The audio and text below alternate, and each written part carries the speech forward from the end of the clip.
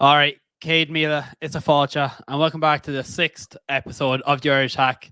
Joined by Kevin Markham today, who is a renowned golf photographer and writer. Kevin, I think today we're going to be dedicating this episode to potentially one of the greatest golf courses in the world, St. Patrick's Links at Rosapenna.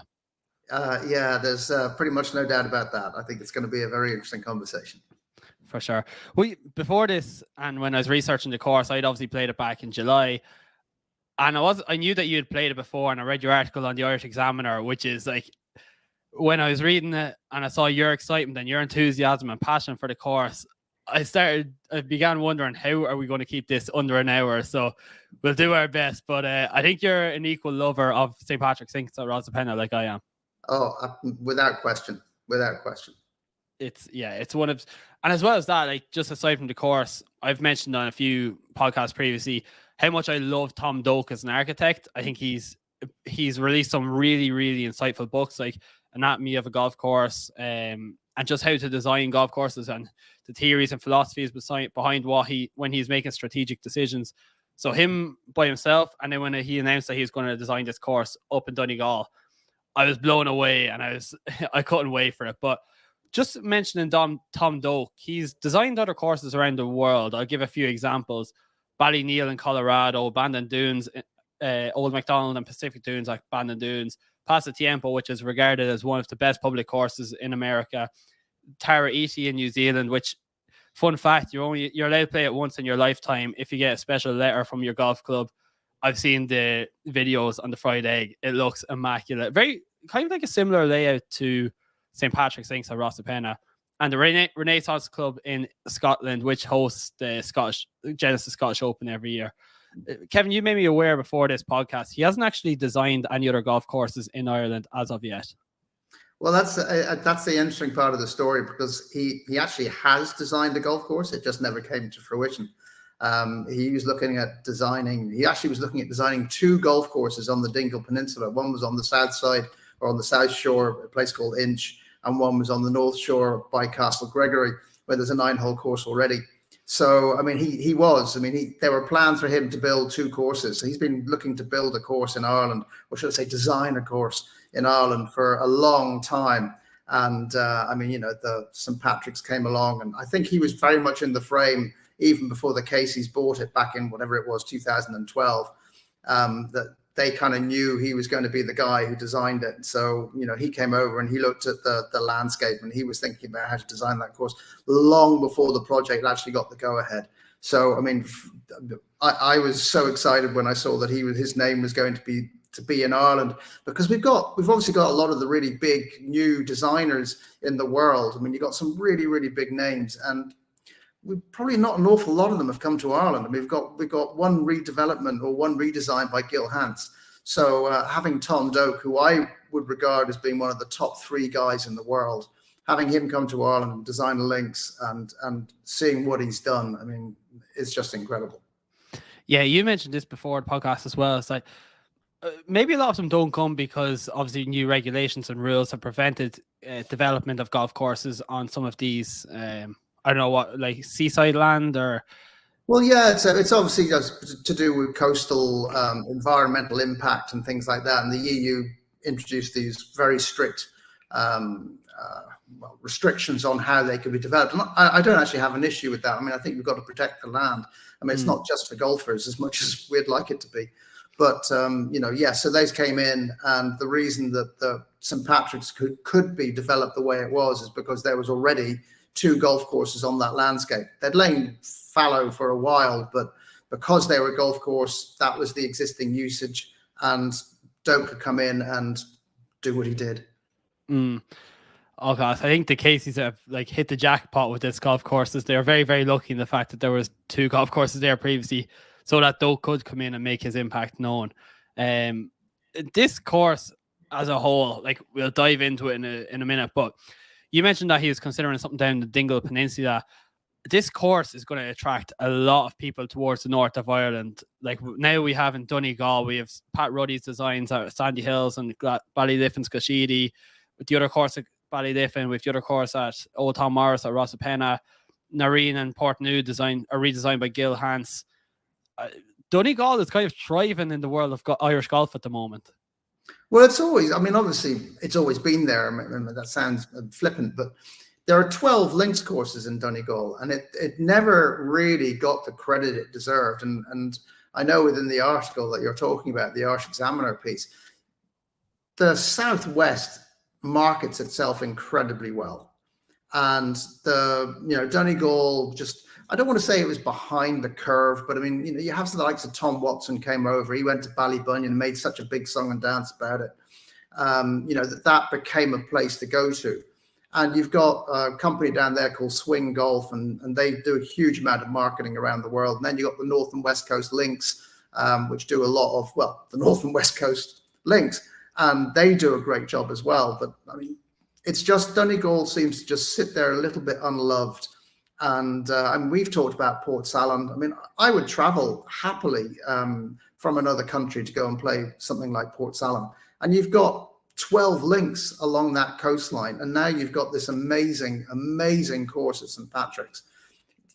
The great thing, I think, for Irish tourism, or golf tourism certainly, is that people who have come to Ireland and say, oh, I've done Ireland, I've done the Southwest, I've done Dublin, I've done the Royals up in the north. That's great. But, now there is a new destination and they're going to have to come back to play St. Patrick's. And because there's everything else that's there in Donegal, and there's so many good courses, they're going to come and stay there and bring an awful lot of spending power, which is fabulous for Donegal and fabulous for Irish golf, because it gives a complete regeneration of our offering.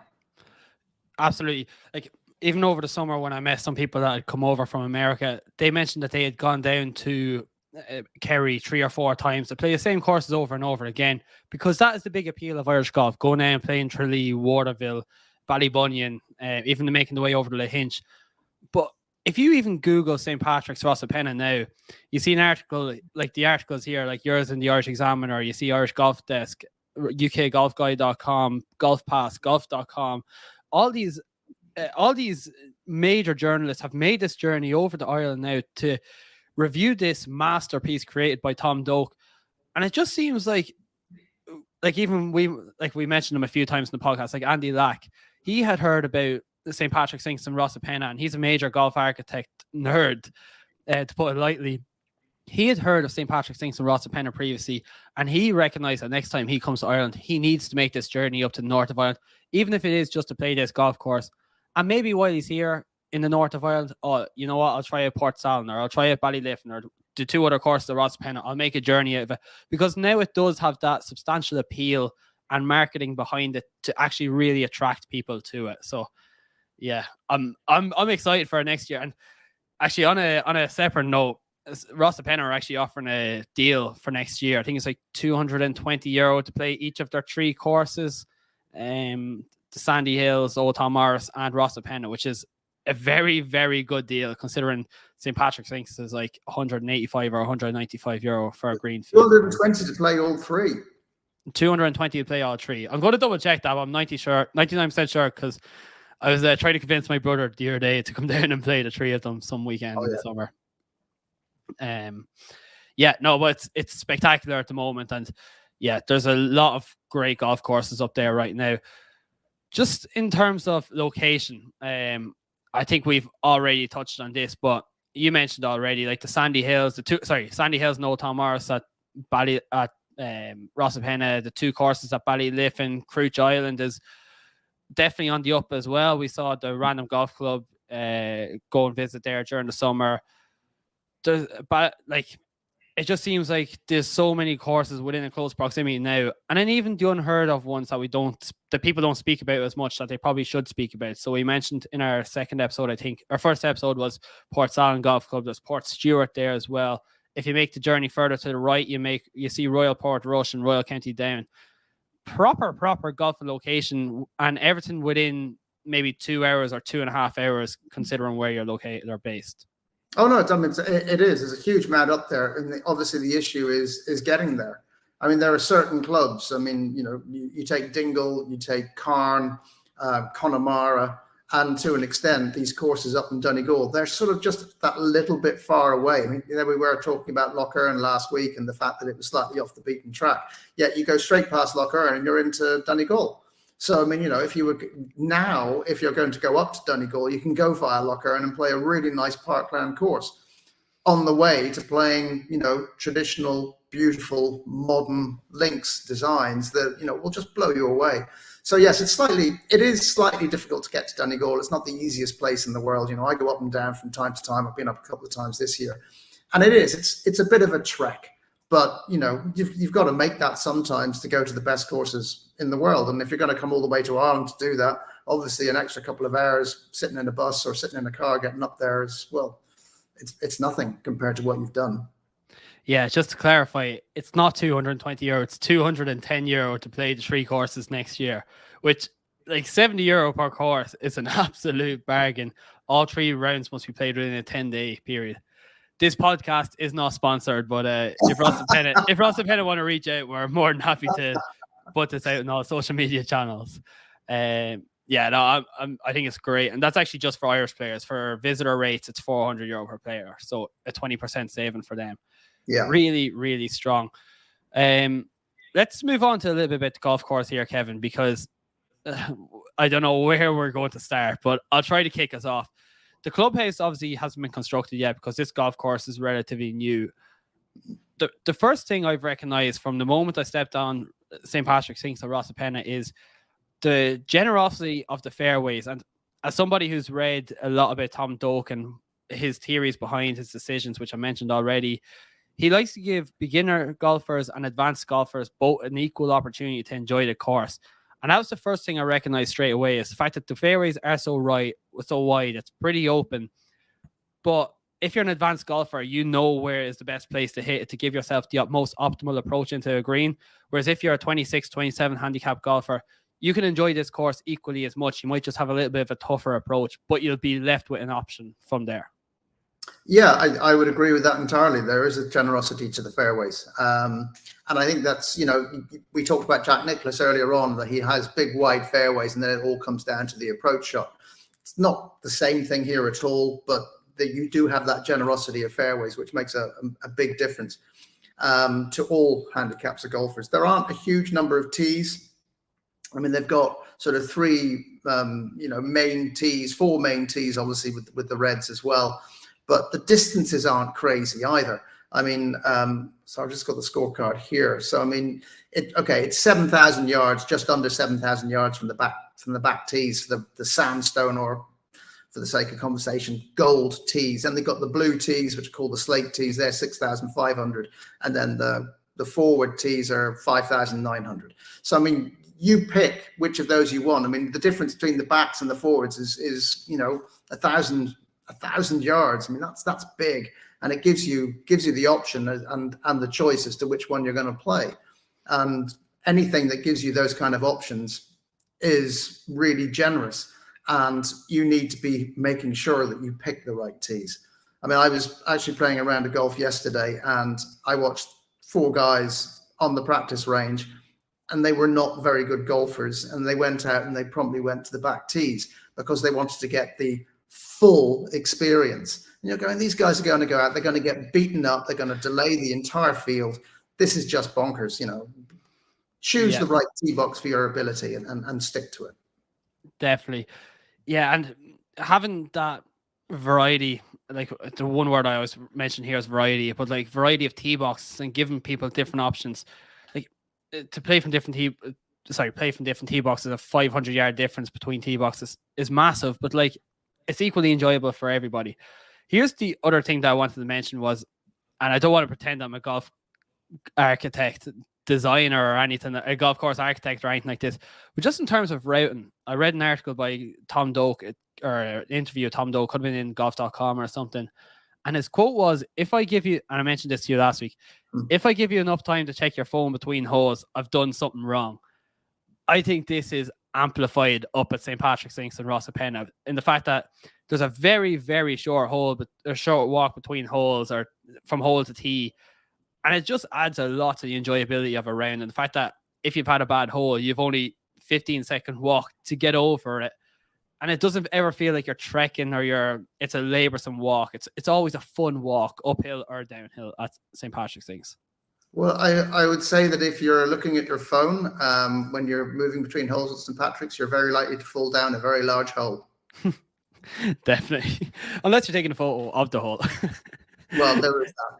Yeah. Now, before we actually talk about the course specifically, I do just want to mention a little bit of the history about it, because there were 2 golf courses there before Doak arrived. And the history basically is that Eddie Hackett was asked to design a golf course. I'm not sure of the year. I mean, obviously, we're talking at least 20, 30 years ago. And he designed the course. And then they designed another course, which was designed by a lady named Joanne O'Hare. And it's the only golf course in Ireland at the time, well, I think even now, that was designed by a woman, which is obviously, I mean, an interesting touch in itself. But the thing with Eddie Hackett is when you get to the great big reveal at St. Patrick's, you play, I'm getting ahead of where we are, but when you get to the 4th tee box and you're standing above the sea and you look down the coastline along the line of the 4th hole, which it hugs the coastline pretty tightly, that was originally supposed to be a mobile home park. So when Eddie Hackett designed the course, he wasn't allowed to go near that land because the owners at the time had wanted it to be this enormous, big mobile home park right along the beach. And I think that would have been an enormous loss to Irish golf. So anyway, so those 2 courses lay fallow for a while. Then Jack Nicklaus came along. He was asked by a new owner to come in and design the course. I think that was 2006. And the project didn't last very long. I mean, I think literally it was 2 or 3 months work. And then there was no money for them. And they basically went, we're not getting paid, we're off. So it got abandoned. And it's been lying fallow all that time.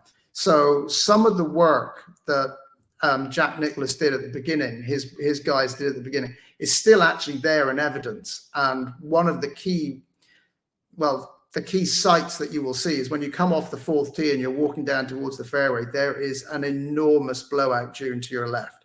I mean, it must be 20 feet deep, 60 yards long. It's just huge. It's like a beach on its own. That is all because of the work that Nicklaus's guys did. And then it's just blown, and, nature has taken its course on it over the years. But you see that around the course, these beautiful big blowout dunes. It's all completely natural. And it's just, come about because of the work that was done before. I mean, it adds tremendous beauty to the course. And now let's go back to the first hole and get started. See, Kevin, this is why I asked you to come on the podcast, because you have this wealth and depth of knowledge that not many people do have. All right, let's get back to the first hole. And the reason why I was touching the first hole is I mention it every single week. I love talking about opening holes, but I'm going to let you take this one away, because in your Irish Examiner article, you described it as potentially the best opening hole in Ireland. You just fall in love with the place. I guess, you've come from the clubhouse, you've got the car park, and in fairness, the clubhouse at the moment is just a wooden building. It's very small, more of a shed, but there is something coming, and that might change how you perceive arriving at the first tee box. But you arrive and you're just looking at this fairway that just disappears into a complete maze of dunes. I mean, we're talking big dunes, big tall things and the fairway just disappears into it. And you're standing on the tee box. You don't know where you're supposed to go. I mean, I actually was very fortunate. I played with John Casey, one of the Casey boys from Rosapenna.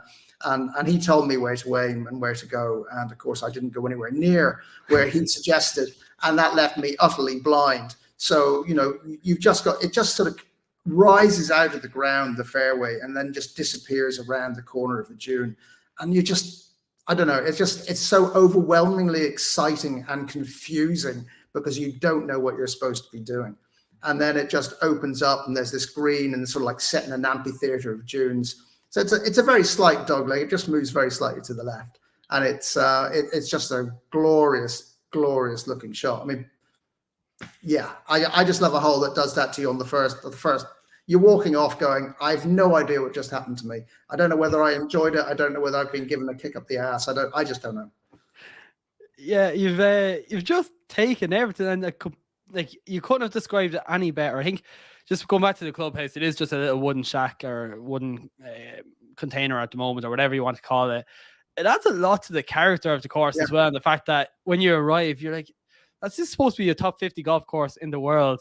And I'm arriving here and you don't even have a clubhouse. Like, what's going on? But then you arrive in the first tee and exactly what you mentioned. You're like, where am I aiming with this tee shot? Like, where is this fairway going? Is this a par 4? Is this par 5? Is this a drive? But like, you don't know anything. And straight away, the tone is set from the word go of just, this is going to be a fun day. And I think the green there as well, it's like, some of Tom Doak's designs are like how great the greens are.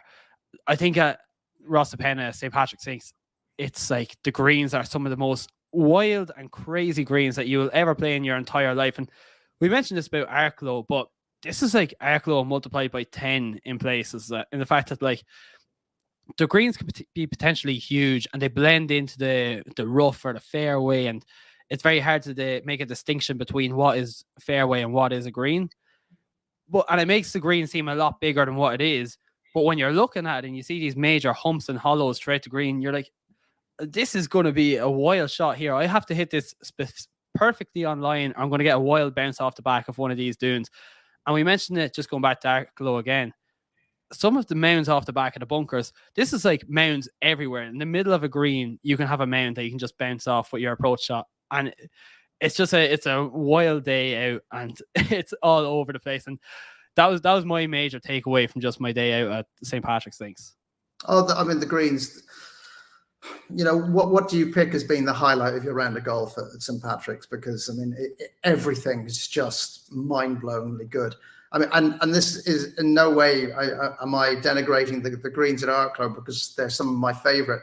But, I mean, this is just on a completely different level. I mean, the stuff at Arklow, you know, with the bunkering the way it is, I mean, it pushes up shoulders from the sort of left and right, and you can see how the green complex has been created. Whereas at St. Patrick's, they haven't been created. At least it doesn't feel like they've been created. They were just born that way. And, you know, you talk about the way that, you know, the fairway sort of just blends into the greens.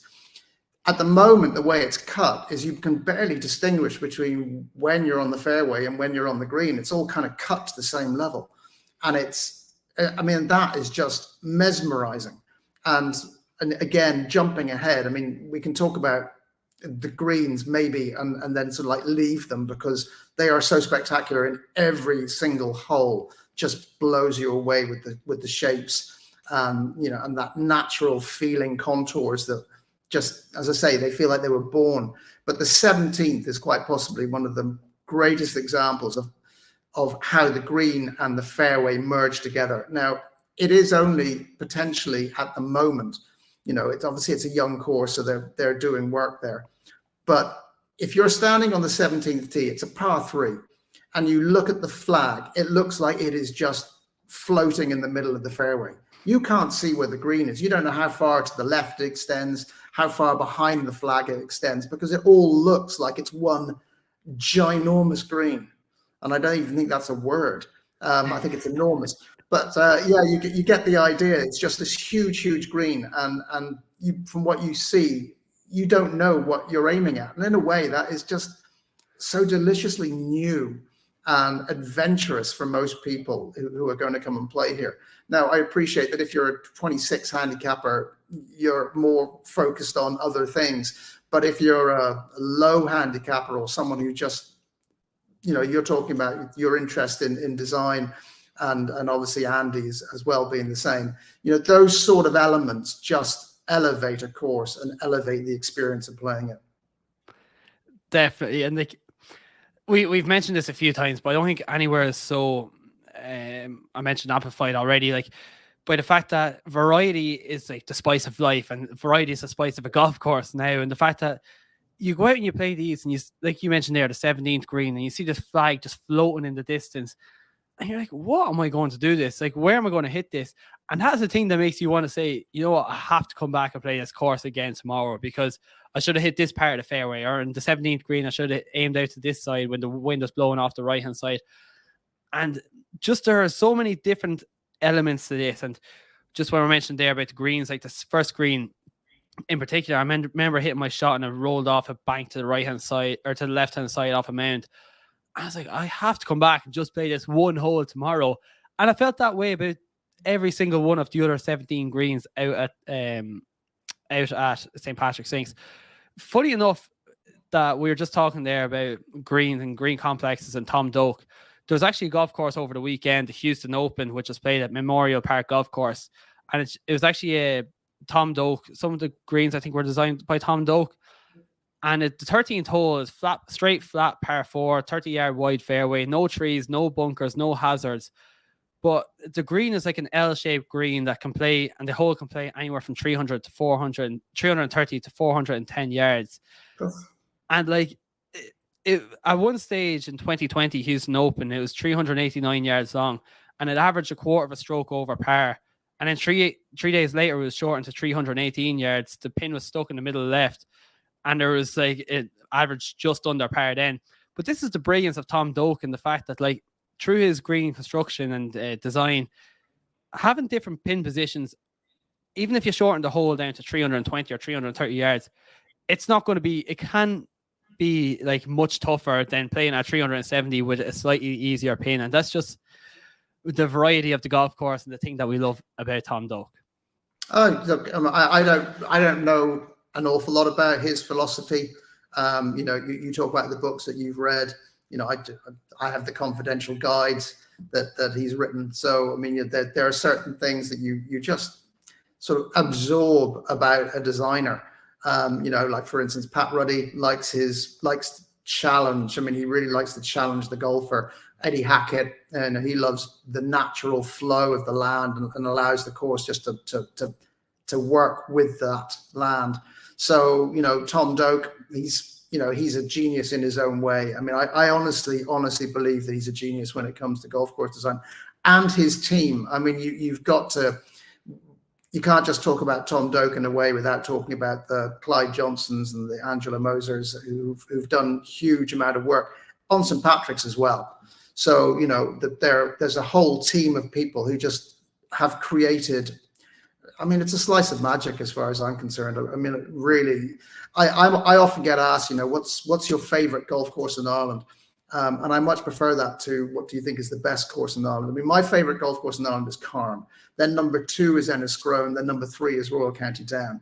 And really, after I played St. Patrick's, I'm going, okay, how am I going to put that into my top 3? Because it's in my top 3, but I don't know who I'm going to take out. I don't want to take out Royal County Down. I don't want to take out Enniscrone. So it's like I've got to have a sort of like a first and a second equal, because I mean that's how I feel it all goes. Carn is still my favorite. I worship at Carn. So the rest of the courses, though, I mean, they are just crammed in so tightly behind it, and St. Patrick's just. You know, it has to be up there. I have to talk about it. If I talk about Carn, I have to talk about St. Patrick's, because the two of them are just sensational in their own way. Yeah, I'll die to make the trip down to Carn Golf Link someday next week, or not next week, next year, because I have heard great things about it. I mentioned at the start of this just how Tom Doak creates an option for like beginner golfers and advanced golfers. So whether you're playing off 5 or 2 or 26. And to me, one of my favorite holes out at St. Patrick's is the second hole, because we actually had a little Twitter thread going one day about this, in the fact that there's bunkers down the right-hand side out at like 250, 260 yards, and the fairway tilts heavily from right to left. So, but the problem is that will make your ball end up on the left-hand side of the fairway, left center of the fairway. And if you do end up there, you have to hit over a mound into a blind shot into a green, because there's a mound that juts across out from the left-hand side. Compared to what Tom Doak says, listen, if you're a high handicap golfer and you want the most optimal approach into this green, hit a fade, hit it down the right-hand side of the fairway, try to hug that bunker along the right-hand side without going into it, and then you have a clean shot into the green. Whereas if you're a beginner golfer, you'd think to yourself, listen, I'm going to hit this fairway no matter where I put it. And that is like the different options that he gives you. He gives you an option for being a great golfer. He gives you an option for being that beginner golfer. And that is just one thing I absolutely adore about him. And then as well as that, the green as well, like that pin, the green slopes around to the left-hand side behind this mound, giving you the option, or giving the greenkeepers the option to say, listen, put the pin over here this day, or, oh, you know what, it's very, very breezy today. We'll give them a visible front pin that they can go after. And just Tom Doak thinks, to me, he thinks about all of these things when he's going through his golf courses and thinking about how I'm going to lay them out. Well, you look at that second hole. I mean, you talk about, a high handicapper or someone who doesn't hit the ball very far. If they've got to approach that green, of which, as you talk about, the mound comes out from the left. So maybe you might see a quarter of the green if you're lucky. But there is plenty of room to the right of the green. So, someone who's playing short or is, just a 26 handicapper or whatever, they have room to go up that right-hand side. So they don't have to go for the pin. I mean, for me, I'm always going to look at where's the pin? How do I get to the green? I don't chase pins too much because if they're stuck behind a bunker, inevitably I find a bunker. But on the second hole, there is room to the right. And you find this on a lot of good designers. I think we talked about Jack Nicklaus earlier on when I played. I was very fortunate to play Monterey a few years ago. And I was playing with a guy and he said, do you notice that there's always a way for the weaker golfer to get into the green? Now, I hadn't, because that's not the way I play golf. But there is. And again, that's something that Doak has done a lot here. He gives the option. You don't have to go. You don't have to go for glory every time. There are bailout places that you can go. And that facilitates an easier way to play the course, even though you are dropping a shot, so to speak. Absolutely. And the thing as well is that is the different, the use of how he routes throughout the course is the fact that if you are on the right hand side of this and you have the most optimal approach into the green, the ball is more than likely going to be above your feet. So you're going to be probably hitting the ball from right to left, potentially at that mound for a better golfer. Whereas if you're down to the left hand side, you have much more of a flatter stance for the higher handicap golfer that they can aim out to the right hand side. I just think so many of his theories and principles are intensified here at St. Patrick's Links. And listen, we can talk about this for every single hole and how he thought about everything. I don't think either of us will ever be as good as he was at designing golf course, or we'll never be 100% within his mind. But just a general overview of what was going through his mindset is spectacular.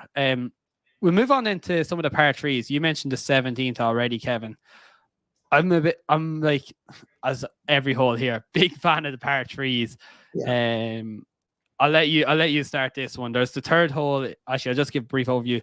Third hole is 167 yards. Fifth hole, 153 yards. 15th hole is 125 yards. And then the 17th with the floating flag is 176 yards. Yeah, it's a good combination, good changes in angles with the wind and things. I mean, the start of the course, the first three holes, they're all very, very isolated holes. So you play the first, you don't see anything else. Same with the second, the same with the third. And the third is a lovely par three. I mean, it's slightly downhill. You're playing over sort of like a chasm of rough and empty dune space at the bottom. And then you have the green. And, we can talk about every single green. So let's not talk about any of them in a way, because we've already talked about them, said how brilliant they are. But, it's a lovely hole. And it's probably, I don't know, is it my favorite par three? It's difficult to say. They are all good.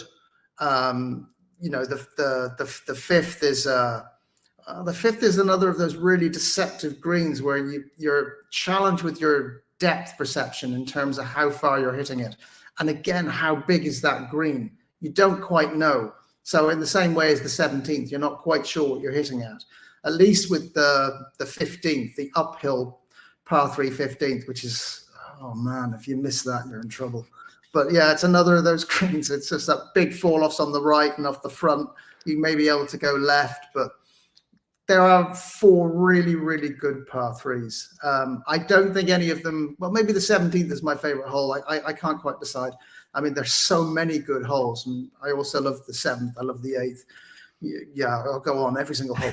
But that's the thing with par threes. A lot of people will always talk about a golf course as par threes because they're the short holes. They're easy to remember. They're the biggest chance of glory, I guess you might say. The idea of a hole in one. Let's not do that. But certainly, a 2. You have a 2 on your card. You are so proud of yourself. It doesn't matter how good or how bad you are at golf. A 2 is magic. So I think the par threes really do stand out.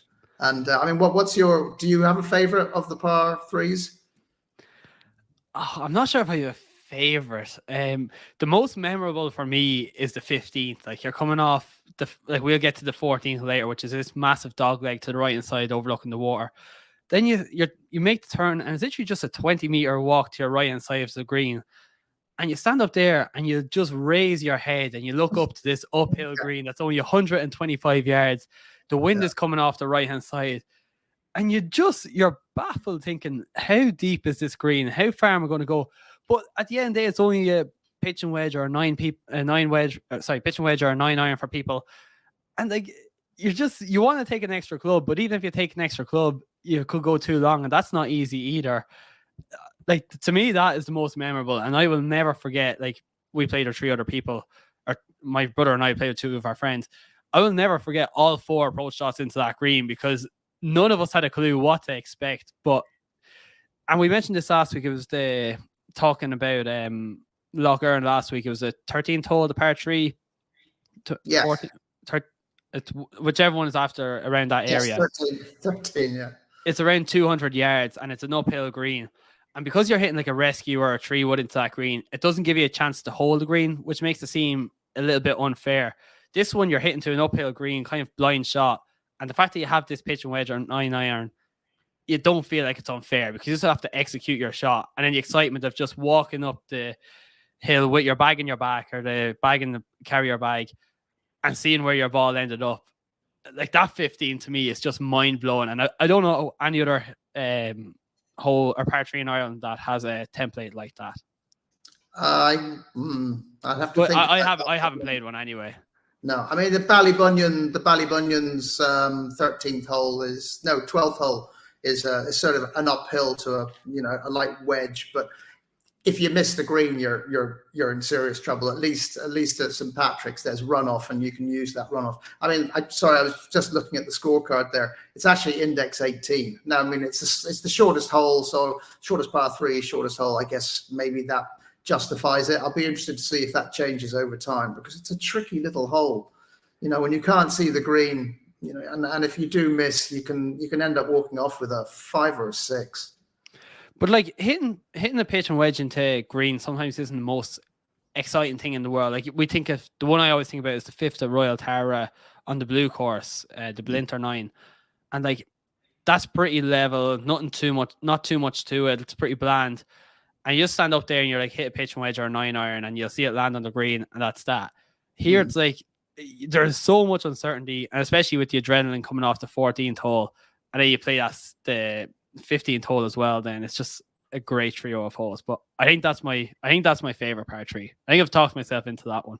Okay, all right, fair enough. That's no bad thing. No bad thing. I mean, the thing with the par 3s is they are memorable. Whether they are the ones you remember most, I don't know. I mean, we go back to this thing about I don't think there is a weak hole at St Patrick's. You have sort of the run 10, 11, 12, which are slightly inland, and 11 and 12 sort of run back past each other. So I think a lot of people, it's very easy when you're at a golf course to go, okay, what are the great holes and what's the weakness? And people would say, well, that's the weakness. Now, personally, I think the 11th green is one of the best complexes on the golf course.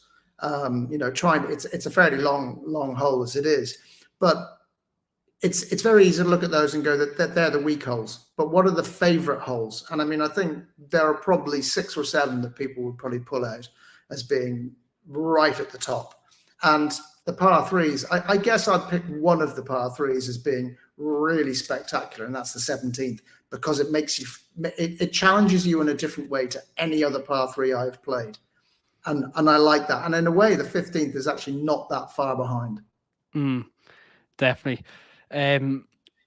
Just moving on, and you mentioned, so you play the first and second and your third, and you make your way out to the seaside, and then you get to this potential camper van park that could have been, but you get this majestic 4 tee box, and I think then that's when you really realize this actually is potentially one of the best golf courses in the world, because you stand this tee and you overlook the sea to your right hand side and all this waste area down to your left hand side, and you're like, this is heavenly.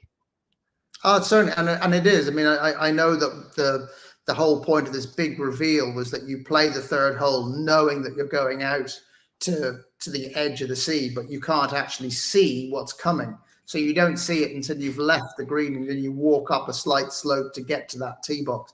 And that is a beautiful reveal. Now, there are people who say that scenery and stuff don't make a difference to a golf course. And of course, they don't make a difference to a golf course. They make a difference to the experience of playing that golf course.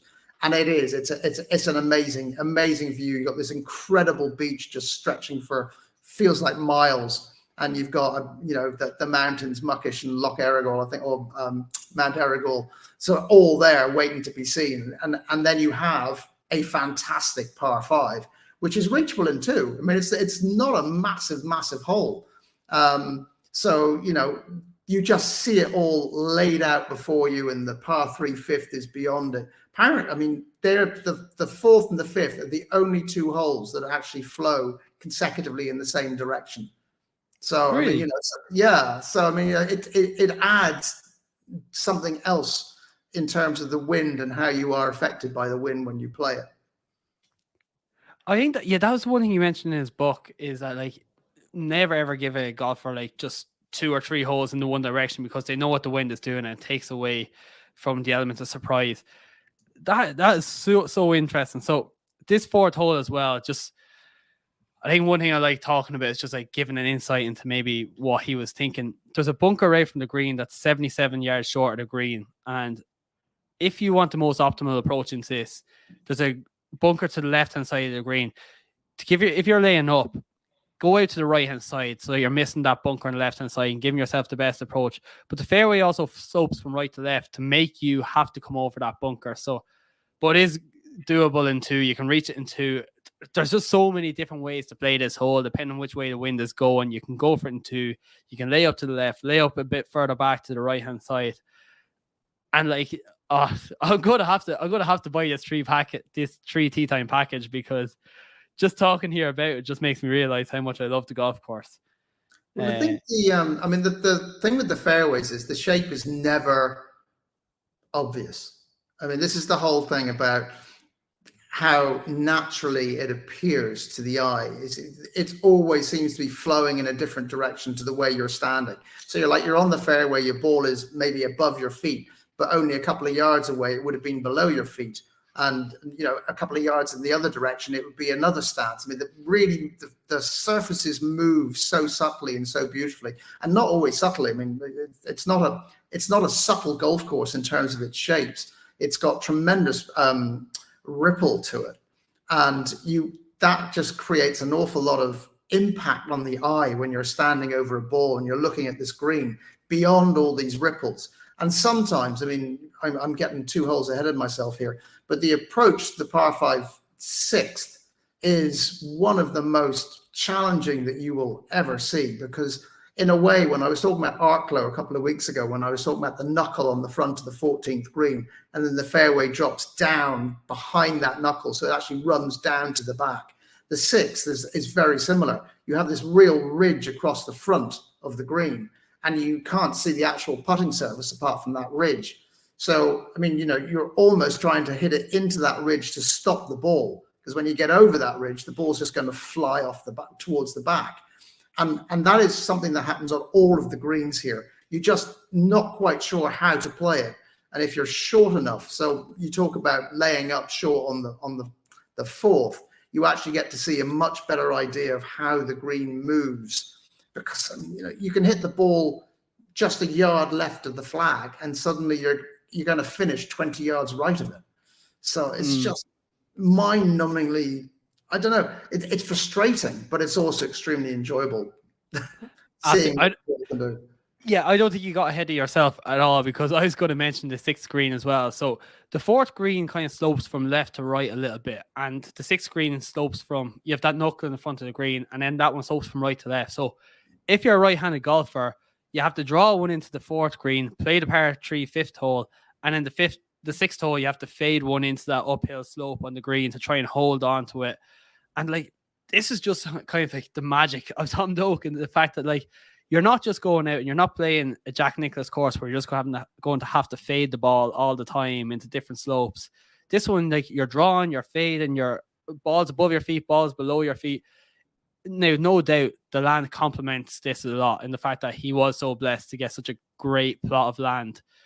But it doesn't take away from the fact that he picked perfect green sites, tee boxes, and then that sixth one, like you mentioned, that knuckle gives you a blind approach shot into this green that's situated in these dunes, and it's just so magical, the whole experience of playing on this, and your intensity, like these two par 5s, par 5, par 3, par 5, where like there's just so much randomness and surprise and like uncertainty, but I think it's just so magical to go out there and play. I keep using the word magical, but that's genuinely how it feels there at St. Patrick's Things.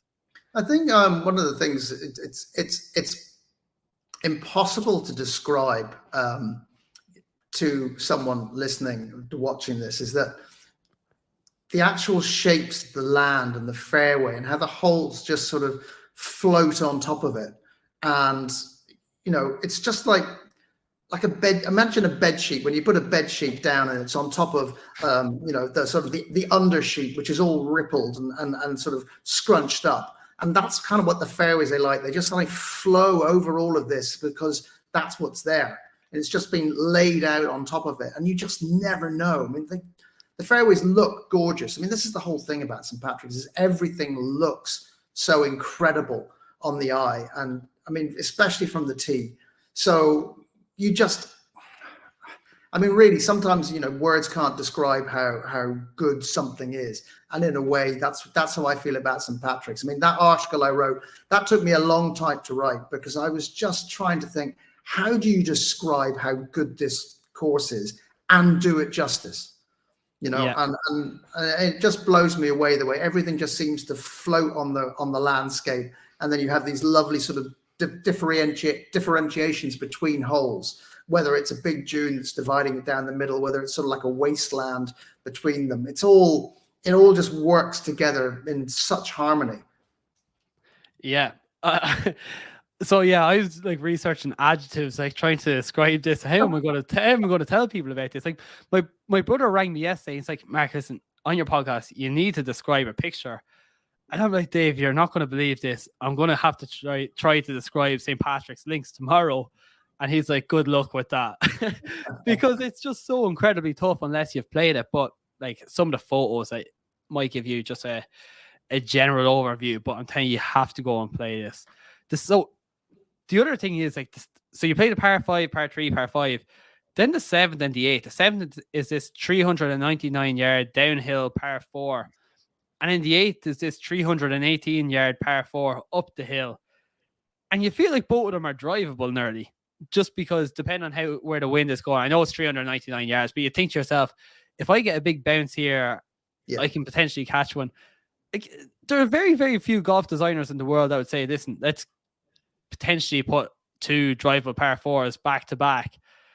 Well, I think Tom Doak just gets away with it just because of how good the rest of the course is. Well, I think you're right. I mean, you know, you can't say 399 yards and then for us say drivable really in the same sentence. But there is that feeling because you're on a lovely high tee and it looks like the fairway just sort of like folds downhill and you can land a ball on it. But the green is tucked tight into a little dune. And it is tricky. I mean, it's index 3, so I mean, it's not something you can just go, yeah, I'll have a bash at this. Let's go for it.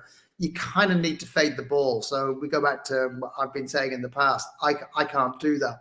So I end up down the left-hand side, and I'm completely blind. So you know, you do have to really be careful when you play this course, how you play each hole. And you know, you talk about the 8th coming immediately after. It's short, but it's uphill. And again, to be honest, it works for someone if you've got a fade. So I mean, that's 2 holes in a row where I'm slightly scuppered by the fact that I don't have the shape to really take them on as best I can. So because it's a links, if it's 399 yards and it's downhill, I don't need to hit a driver. You know, I can hit a straight 3-iron and probably still get 230, 240 yards out of it because of the slopes. And that then leaves me with a makeable approach. So you do have to think about your shots. And the same applies for the 8th. I mean, it is a short par 4. Yes, maybe in your wildest dreams you can drive it. But realistically, because of the bunkering and because of the shape of the fairway, which is angled slightly away from you, it's essentially, you've got to pick your battles. You've got to decide, when can I just take out the driver and really wind it up? And when do I just have to be a little bit sensible to give myself the best opportunity to get on the green in regulation? Yeah, absolutely. So the thing is, and I've mentioned this a few other podcasts, like walking away from a golf course and thinking, why did I do that in this hole? Why did I do that in that hole? This, like, I feel that about literally genuinely every hole at St. Patrick's Things. I remember every single shot that I took. It was a lot of shots, but I remember every single one of them. That driver, I hit a driver on it thinking, listen, I know I'm never ever going to get near this hole, but let's have a lash at this. And I walked after the tee shot. I was like, why did I do that? I could just hit a 3-wood out here to the left-hand side. But even if you hit a 3-wood out to the left-hand side, like you mentioned there, you potentially have a blind shot into this green that is nestled within the dunes, slopes heavily from front to back. It's just like, there are so many thoughts and variables that have to go into your decision-making process. You mentioned there about the 8th fairway down as well, and the fact that it potentially favors a fade. But then the green slopes from left to right. So you have to hit this fade into a fairway that slopes from right to left as a right-handed golfer. And then the green slopes from left to right, and the fact that you have to nearly then hit a draw. So like, over and over again, you're just being asked to execute these shots on different holes into different greens. It's like wanderlust. It's spellbinding. And yeah, I'm researching different adjectives that I can use apart from the word magical. I think one of the things is if you were to play it, I mean, if you were to go up there and it's the kind of course you absolutely have to play twice. I mean, there are plenty of courses out there where the same thing applies. But the reason I say it here is because I think the thing with St. Patrick's, it's actually a different course. If you played, for instance, one day all down the left and the next day all down the right, you would have such a completely different golf course. And if you then combine that by playing off a different tee box, this is the beauty of the golf course, is that it sets up completely different challenges. It brings different elements into play on every single hole. And I found that absolutely fascinating. I've been lucky to play it twice. And I mean, I go back in a heartbeat to play it again. So it is just a question of trying to figure out how to play each hole and then going, like you said, either why did I do that or why didn't I do this? So the 8th hole is a short par 4, but it doesn't necessarily play that way. Yeah. We talk a lot about how a lot of golf courses in Ireland are over bunkered.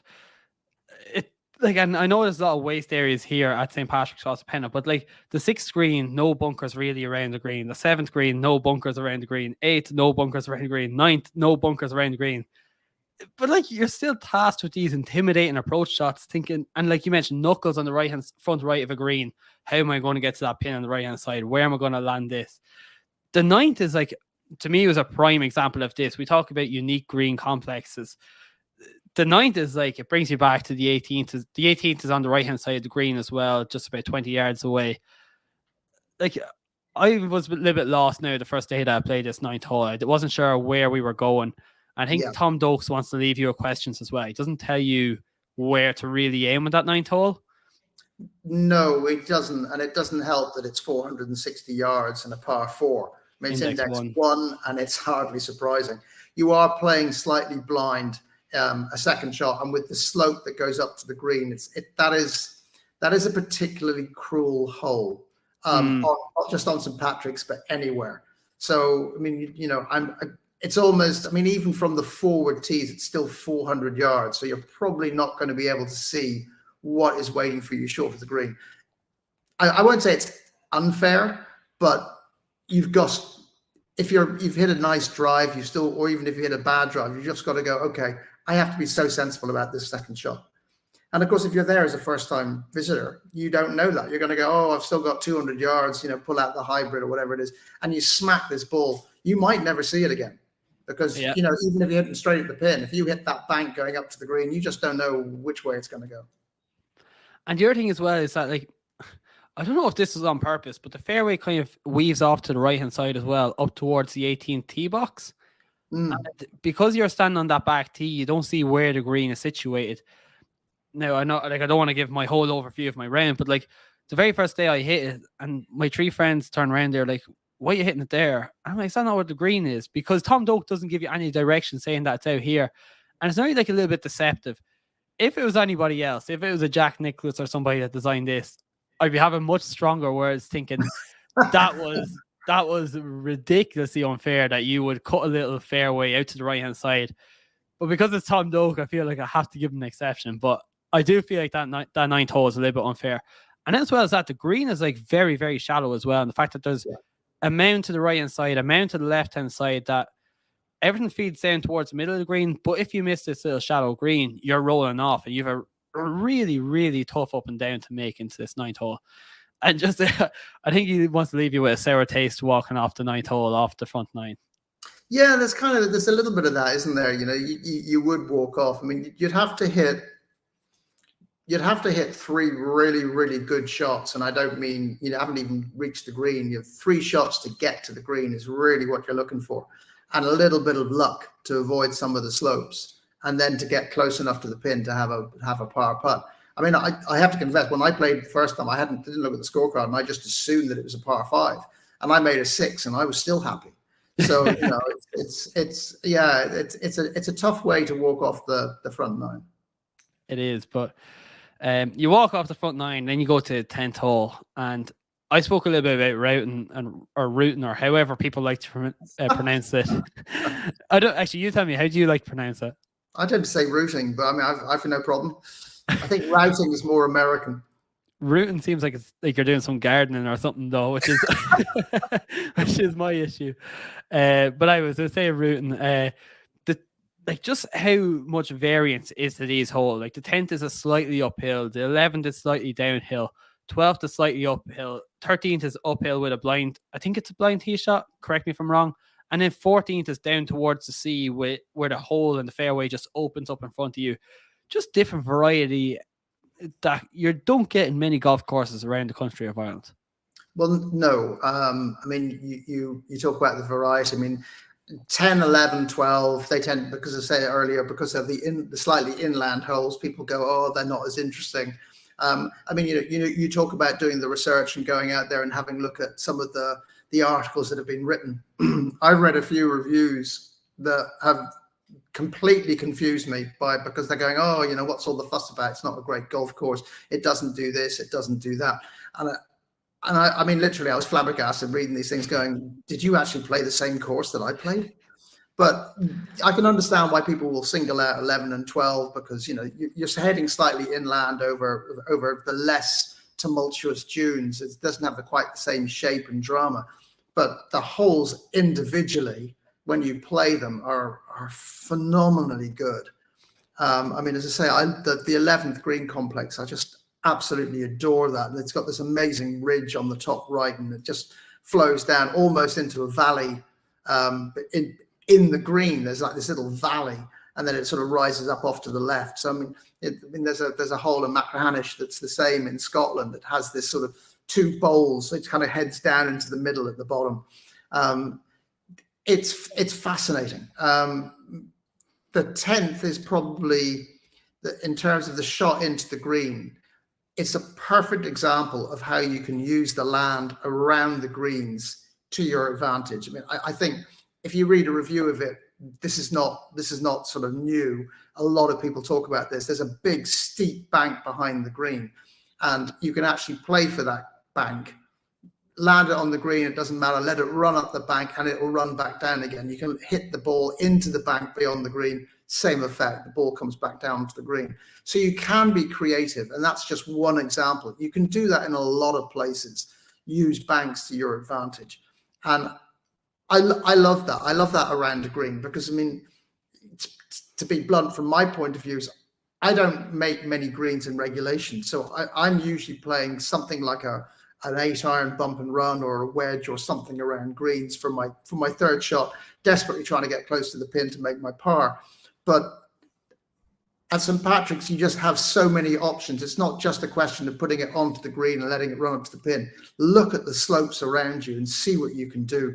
And to be perfectly honest, I would say that I played golf all my life, And I love the fact that you can stand up over a ball and go, okay, it's not one option. It's not one simple solution to how I'm going to execute this shot. I could do this, I could do that. There's another option as well. And if you do something a little bit different, I mean, the 17th green at Cairn, if anyone has played 17, you know how very, very difficult that green is. You don't have to even play your approach shot at the green. You can play up the left-hand side of it and let the ball run back onto a green. I mean, not many people would actually look at that and go, that's an option. But at St. Patrick's, that is something that you can do time and again as well. Yeah, so you're spot on the money here. The 10th green is like, I think the problem with those articles that maybe criticize this is the tee shot is a little bit bland. And that was the first stage when I got to realize, okay, I can just stand up here and spray it wherever I'd like, nearly. And then they hit this approach into the green. And these journalists have potentially only played it once before, or only have one chance to play it before they go back to America. And then they come back and they think, oh, you know what, that was kind of boring, that hole. But the next day, if you had the option to come back and play that 10th hole again, you know that bank is out behind the green. You're like, you know what, today I'm going to hit it into that bank and let it roll back. But the difference in variety, and I keep using variety, but like the variety in greens, the 10th is like this funnel that all funnels down from left to right, and the pin is usually on the right hand, or the time I play anyway, it was on the right hand side. And it seems like that's the main pin position. But then the 11th green, which you mentioned there, which has a contour running, maybe like, or a mound, or however you want to pronounce it, run to the right hand side of the green, is like 8 yards in from the right hand side of the green, of a green that's maybe 20, 25 yards wide. Oh, yeah. And it feels like then you have like two separate greens. Like the green looks massive, but if you don't hit it to the right spot, you're left with this like massive downhill putt. If the pin's over on the right hand side down this mound, and you're over to the left hand side, and you've hit a green in regulation, but then you're thinking, how am I going to hold this putt here? And similarly enough, if you're over to the right hand side and the pin's on the left, you have to hit over this kind of like massive little, in terms of a green complex, massive mound, and you're like, how am I going to two-putt this? And when you're standing on the fairway, you think, this is great, I'm going to hit a green in regulation, big, massive green. So like, just like sum it up here, like the 10th is like this one that will funnel down, and then the 11th is this one where you have to hit the specific quartet of the green to make sure that like you're in the proper spot. I would say that any putt you have that is, I don't know, let's say 18 to 20 feet, you have to think really carefully about it, because I mean, you could 3-putt from there without any trouble at all. And if you're putting from sort of, 20 yards across the green, there are times you have to worry about staying on the green. So it's there are courses. I mean, when I first wrote Hooked at the beginning, someone said to me, "Oh, you're a real driver person." I really look at the hole from off the tee.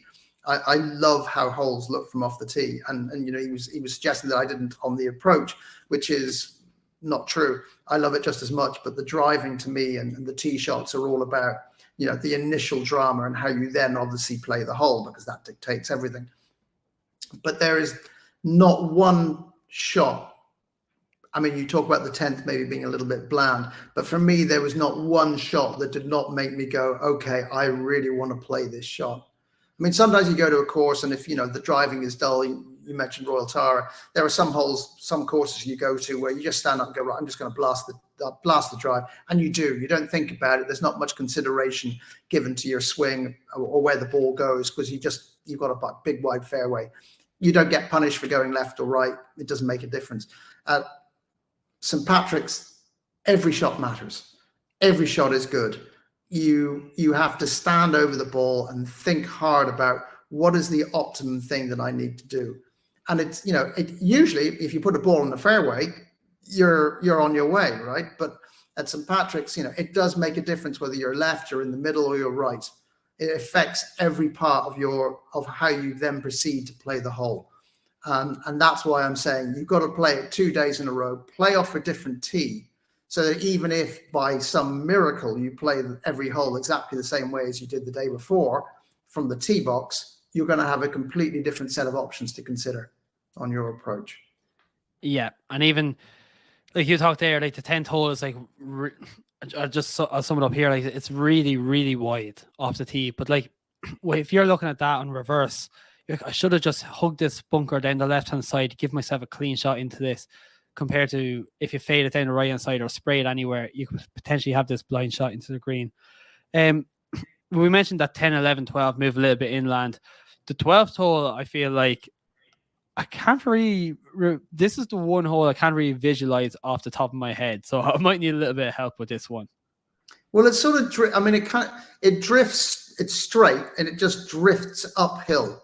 So from the tee, it's very difficult. There's so many ripples to the fairway. It's actually quite difficult, again, like so many of the other holes, to gauge where you're trying to go. And that applies for the 2 shots because it is. Let's have a look here.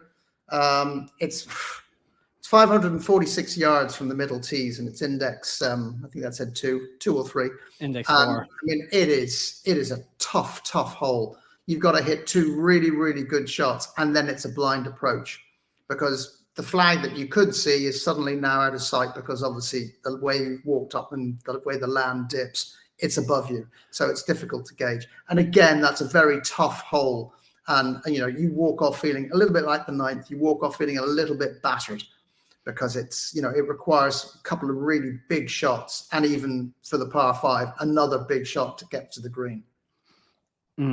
Definitely. Then we move on to like 13, 14, 15, like potential 13, 14, 15, 16, 17, 18. We could put them all together as some of the best holes in Ireland. Like the 13th, it's kind of like the calm before the storm. You tee off and you're teeing over this hill, and you're going out towards the sea.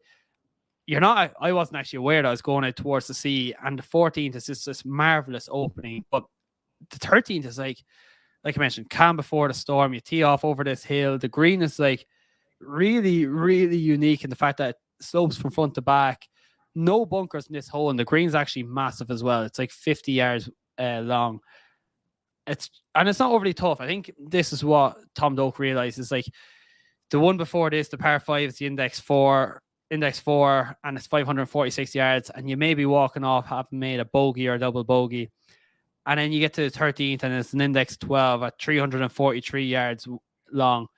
And the fact that you're hitting uphill makes it a little bit longer as well. I think here he wants to give you a chance to get back at the course and dig your teeth in a little bit. Yeah, I think so. And I mean, as you say, it plays longer than its yardage because you're driving into that hill. And if you're not far enough up, obviously you're then blind to the green again. And the greens being the green, that's there, you can't guarantee anything. I mean, the green settings are just amazing, it's just you've got to hit a ball and hope as well, because the greens are shaped in such a way. I mean, even the edges around them, it can send a ball off in any direction. I mean, I remember that hole because I hit the best drive I'd hit all day. I was on the top of that ridge. I could see the green, and I hit what I thought was a perfect shot, and it was, I don't know, half a yard short, and suddenly I'm stuffed off in the right because it deflected off a mound, and my potential easy par, possible birdie suddenly became a 6. It's hard, and I guess that's the other thing about links golf is you've got to accept that links golf is not designed to be fair. A lot of parkland courses are. You expect to get the ball on the green and the ball to stop. That's all fine and well. On the links course, that doesn't always happen. In fact, it rarely happens. Certainly if there's any kind of breeze, it's very difficult because the greens will dry out and, balls will just bounce quite hard. So you've always got to take that into consideration. And I think it's why an awful lot of higher handicap golfers and parkland loving golfers will say, I don't like links. It's unfair. It's like, yes, it is unfair. That's part of the game. That's part of links golf. And that's why so many people do love it. Yeah. So that actually brought me on to a point. Is like, you could walk off a parkland course and say, listen, I got 36 points, say, playing off stable for it. And they'd say, oh, you may have made 14 pars, 2 net birdies, 2 net bogeys. At St. Patrick's Links, you can walk off and you can keep your head held high if you got 36 points, because you might have shot 5 pars, 3 net birdies, 3 net bogeys, 3 net double bogeys or whatever, and 3 net eagles. Or not going to make 3 net eagles, but like, to get my point, it's just the difference that 36 points, if you get that out at St. Patrick's Links, considering all the bounces that you're going to get and the fairness, unfairness and the randomness and the bounces off the mounds, it's a roller coaster of a round, and you can make a triple bogey in a par 5 and then you can make a birdie on the next par 4, and it's so fun to play. And I think it's pronounced so much more at St. Patrick's Links, considering the fact that it's so much more contoured or hilly or whatever words you want to use to describe it, than even a lot of traditional links courses in Ireland. Yeah, it's very. It's hugely unpredictable around the greens with the slopes and everything else, and the hollows, the runoffs, and obviously, as I talked about earlier, the fact that the fairway just seems to flow straight into greens. You just don't know what's coming. And I mean, this is the whole thing with the links golf courses. You've got to play it more than once to get any kind of understanding of how it works. I mean, I know we'll get to the 18th at some point. I mean, I'm looking at the live clock here at the top of your thing going, holy, we are going to be here for 2 hours. But the 18th is a perfect example of like, you have to play the hole at least once. Well, I mean, you play it once and then you know exactly what is waiting for you, because it's lethal if you don't know.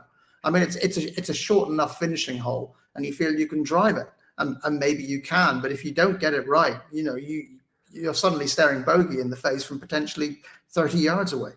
So it's incredibly tricky from that point of view. And I mean, I like that. I mean, I like the challenge that links golf brings, and that's why I always favor links golf courses over parkland. As much as there are parkland courses I absolutely adore, the links just brings out, will always test the best part of who you are as a golfer. For sure.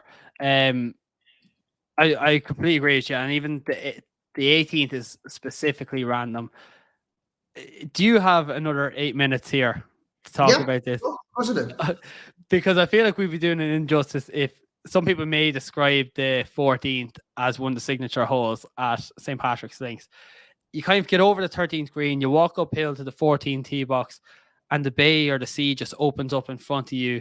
It's a major dogleg to the right-hand side, and you're probably greeted with a gust of wind as well, considering that's potentially into your face. This is like wild, and it's, to me, I think it's like the most, this is not an adjective, but like the most dog-legged course, a dog-legged hole on the course. If I'm able to describe it like that, that's not great English, but am I able to describe it like that? It's really the only dogleg on the course. I mean, the first is a bit of a dogleg, but that's really more to do with the shape and the presence of the dunes. But the 14th is suddenly a big dogleg. I mean, it's essentially 90 degrees. It's not quite, but it's, if anyone knows Ballybunion 17, it's basically the opposite to that. So you're dropping down straight towards the sea, and then instead of turning left, which you do at Ballybunion, you're turning right, or playing right. You're not turning, you're playing right. I love the fact that you're saying, like, you know, I have another eight minutes. I'm not walking off after 13 holes. So I'm in here for the long haul. So yeah, I mean, it's a dramatic drive, and I guess it's the big driving moment of the day. It's not dissimilar to 14 in terms of the height of the tee box above the fairway below, and you are looking at how much of the corner you can cut off. And my simple answer is don't. Just play for the middle of the fairway. Don't try and cut the corner, because, you know, again, if you miss and you're in the rough, the hole is kind of gone for you. At least if you're on the fairway, down the bottom of the hill, you've got a shot into the green, and you need to be a long way down towards the sea to actually see that green, because the green it just sits a little bit above. I mean, it is uphill, and it is right next to the beach. So if you go 2 yards left of the green, you are basically no longer on the course, and you're down on the beach. And I don't know if it's out of bounds. I suspect it is, but yeah, you've got to be so precise with that approach. And both shots are incredibly attractive to play. Yeah, and I think, like, the one thing I was thinking about earlier was a lot of golf designers would have made the 13th into a par 5 and tried to bring the tee box down to the beach, in the fact that you get to play the whole hole along the beach. Tom Doak just didn't want to do that. He wanted to give you an easy walk from the 13th hole to the 14th tee box. And he said, you know what? Let's not play along the beach. Let's aim out towards the beach and play this massive dogleg. This, to me personally, I think, apart from the 18th, this is my most memorable tee shot on the golf course. And the fact that you're not sure where to hit, and you're greeted with this like I mentioned already, the gust of wind and hitting out towards the sea, and you're not sure where the tee is or the green is situated either, and there's a bunker along the right hand side. There's just so many like variables as to where to keep going back to, but like thoughts that go into your decision making process. And if you're having a good day, this 14th will definitely make you double guess some of your decision making processes or your swing thoughts when you're standing there. And then, like you mentioned as well, the green is so perfectly situated, really, really tight to the left hand side along the beach, and it actually slopes from right to left around the green. That if you hit it out towards the right hand side, considering the wind is coming off to the left, it will slope down slightly a little bit more towards the hole as well. It's just such a great hole here at the 14th. I mean, overall, the positioning of the greens on the land is really work of art. They sit so perfectly with the dunescapes around them and in front of them, to be honest. They really are just, if you don't get your ball away in the right, scratch that. If you don't hit the ball straight enough, if you're spraying the ball even slightly left and right, you can find such trouble. Now, in fairness, on that hole, you can go a little bit to the right and you might get away with it because there's a bank there that will actually bring you back down to the green, if I remember correctly. So, there are elements of that if you miss on one side, you can get lucky. If you miss on the other side, you could be absolutely killed. You're dead. So from that point of view, I do love the situation of the greens. They are so beautifully sited, and any green that you hit in regulation is just going to have you happy. There's just no doubt about it. And that hole will be their signature hole. I don't necessarily think it's their best hole. And I guess part of that is because it is the only dogleg on the course. It kind of stands out as being I don't want to say different to the rest of the course, because obviously it's not different, but it stands out as being unusual to the other rhythm of the holes that are there. So as much as I love the hole, and I do think it's really clever, it's not my favorite hole. But I in terms of driving, one of the things I love about that hole in particular is that you hit a shot, and if you hit a good drive, you have this picture in your mind as the ball is flying through the air of where that ball is going to land on the fairway. You think, okay, it's going to land just to the right of that bunker or whatever it might be. And on that hole, I can guarantee you it is never where you think it's going to land. You are completely fooled. And that is another bit of little magic. Yeah, never. The 14th, it's not the one if I had one hole to play out here every single day for the rest of my life, it wouldn't be the 14th. But in terms of that initial reaction, this would be the one that I wish I could just get that feeling back of, whoa, what is happening here? Yeah. And then we're talking there a little bit about routing or whatever we're saying. A lot of people would just put the 15th going along the beach again. Tom Doak actually brings you the 15th tee box is a little bit uphill, and then the 15th green is a little bit more uphill, which we've spoken about, and then the 16th tee box is a little bit more uphill, and you just, for about 30 or 35 minutes, you get this lovely view of the entire sea while having different shots. You're never playing in the one direction all of the time, and I think that just really complements how great this course is, and the fact that there's so much thought put into this. And then the 16th is an absolutely sensational par 4 as well. Very, very tough. Is it 16's par 5, right? 16. Wow. No, it's index. Oh, I know. I couldn't believe it either the first day I played. Yeah, it's all downhill. You've got this massive wide fairway. I mean, really, if there's one time you want to get out the driver and absolutely kill that ball, that would be the hole. It's a lovely wide fairway. And then the hole just continues on downhill to the green. So, I mean, really, I suppose whatever it is there off the middle tees, it's what, 487. It's par 4. Yeah. So, But you do. I mean, I guess if there's not too much wind and the ground is hard enough, you can hit a drive and keep going for a month. So, I mean, enjoy it. I mean, it really is one of those holes. And it's, again, beautiful shot into the green side. So, I mean, each their own. But it's interesting what you're saying about the direction of the 15th. And I agree with you that, when I walked off 14, I thought, okay, I'm going to carry on playing down the coastline. And of course you don't. And part of the reason for that is you have to get to the 16th tee box, because that's like the high point of the course and gives you that amazing drive down. So you have to figure out how to get to there. But I mean, it's a nice sort of, it's almost like a hopscotch. You kind of go that way, then you go back again, and then you go down again. So yeah, it's a nice little piece of work, and that hole is gorgeous. Yeah, like, and we kind of mentioned there already about like just how he'll give you opportunities. Like the 14th is fair enough. You'll take your par 4. The 15th, you feel like it's short. You feel like, oh, there's potential birdie chance. Most people happily walk off there with a par, but like you feel like it's potential birdie chance. Then the 16th, like you're smashed, like you mentioned, 487 yards off the middle tees, and you feel like, oh, how am I going to make a par here? It feels like a par 5. And the 15th is, or the 16th is like probably the best tee box on the course. The 14th is the most wow factor. The 16th is the best overview of the entire course, along with maybe the 7th as well. I think the 7th is a really good tee box as well, but brings you to this high point.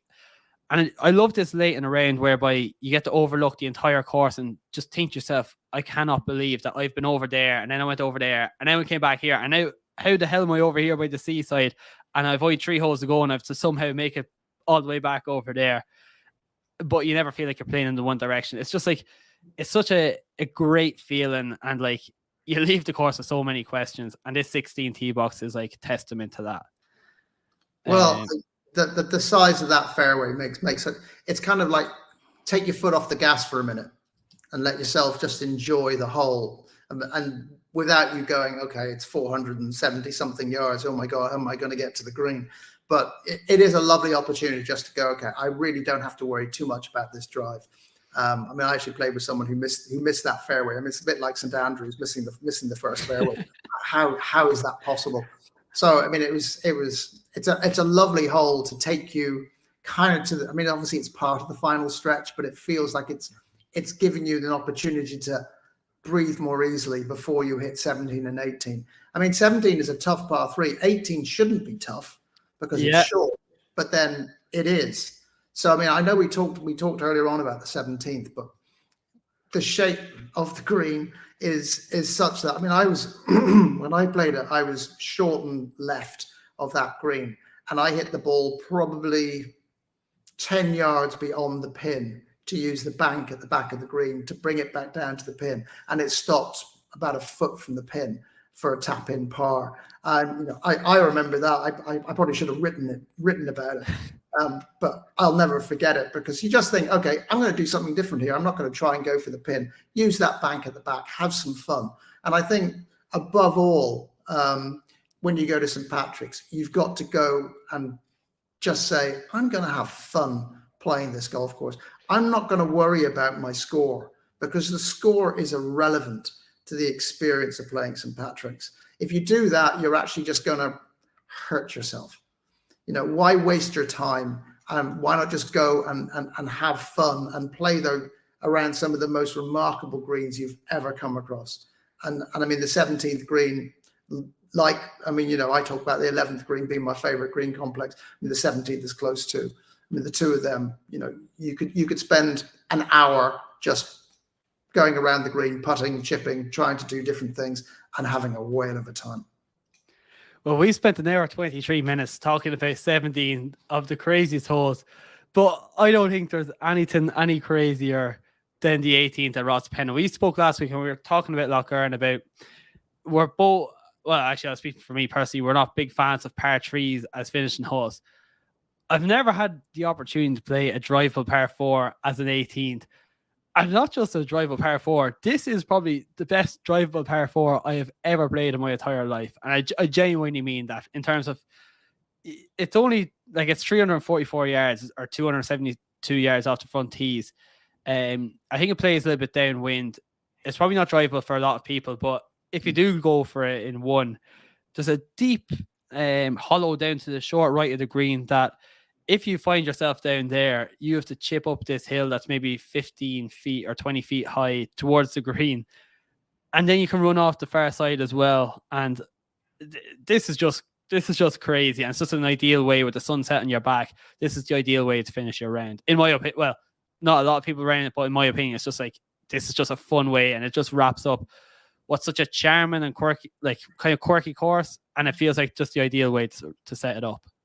Yeah, it's interesting. I mean, it's too big to be quirky, but I do know what you mean about it being quirky, because there's stuff there that, you know, if you've only played golf in Ireland, or let's say you've played golf in Ireland, you've gone on holiday in Portugal or something like that, you will never have played a golf course like this. I mean, I'm told that Tarisi is this amazing golf course, and it's not dissimilar to St. Patrick's.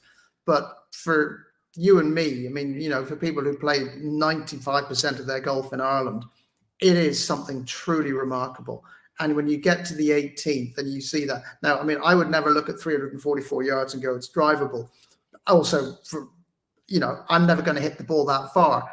If you've got the wind behind you and you get nice bounces, yes. I'm hoping I'm going to get close, and it's, you know, 3/4 or half wedge or whatever it might be.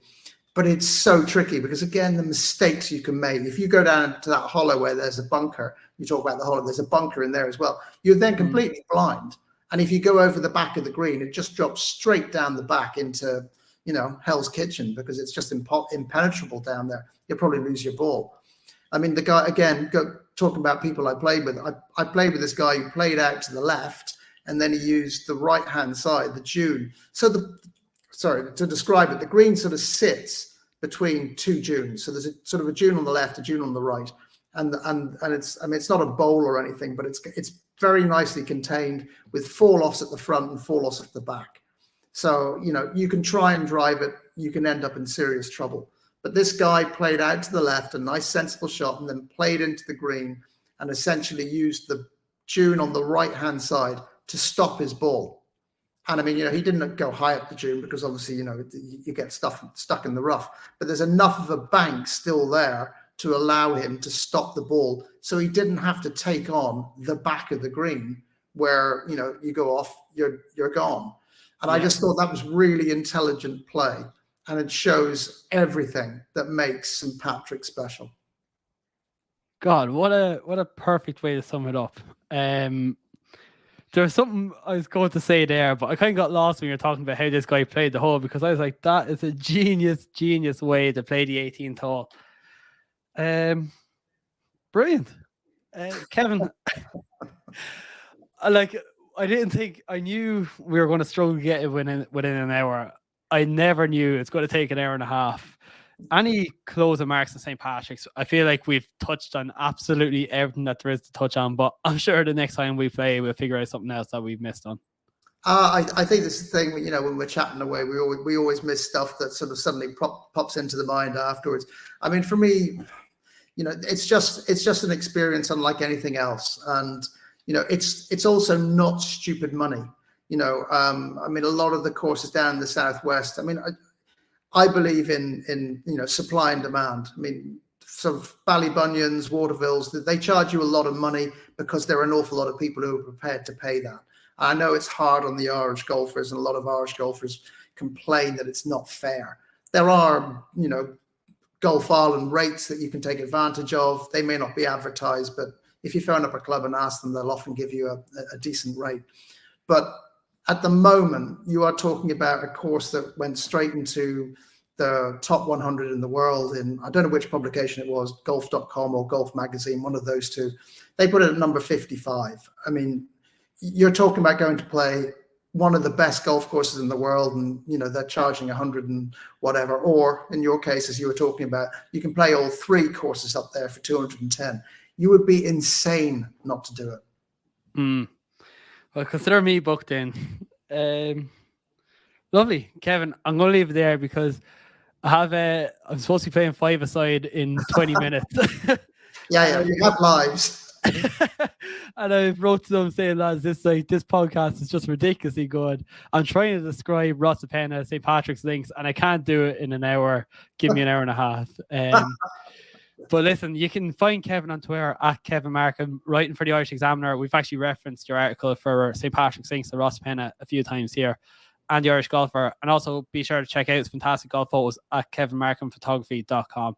You can also find me on all social media handles at The Plug Guy. Kevin, Gur Míle Maith agat, and I'll chat to you again next week. You certainly will. Good man, Mark.